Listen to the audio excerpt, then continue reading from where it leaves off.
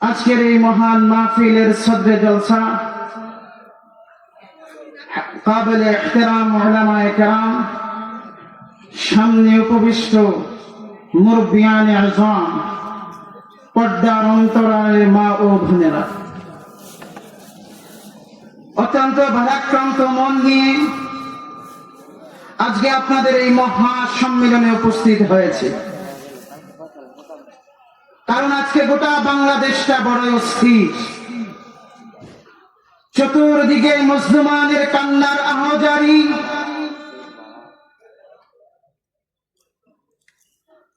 মায়ের বুক হারানোর, মায়ের সন্তান হারাবার, বুক ফাটা করুণ আর্তনাদ, রাজপথে গুলির শব্দ, বুলেটের স্তূপ, লাশের গন্ধ আর লাশের স্তূপ। ঠিক কিনা বলেন? গোটা বাংলাদেশটা যেন আজকে মৃত্যু পরিতে পরিণত হয়েছে। ঠিক কিনা বলেন? মুসলমান ভাইয়েরা, জুলাই বিপ্লবের ঐতিহাসিক সূর্য সন্তান, আমাদের কলিজার টুকরা ভাই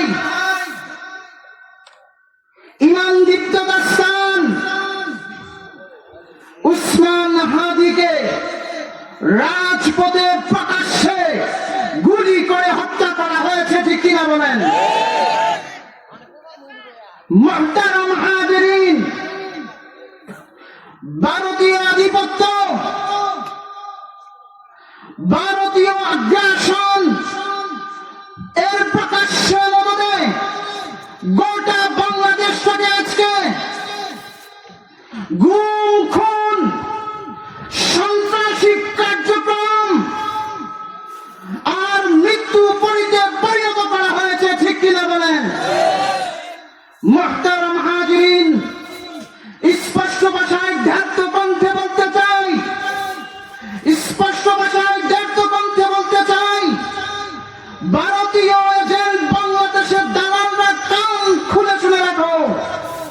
বাংলাদেশের তাওহীদি জনতা তোমাদের গুম, খুন আর মায়ের বুক খালি করে মুসলমানদের বুকের ভিতরে বুলেট চলে, মুসলমানদের মাথার খুলি উড়ে মুসলমানদেরকে দমায়ে রাখতে পারবে না।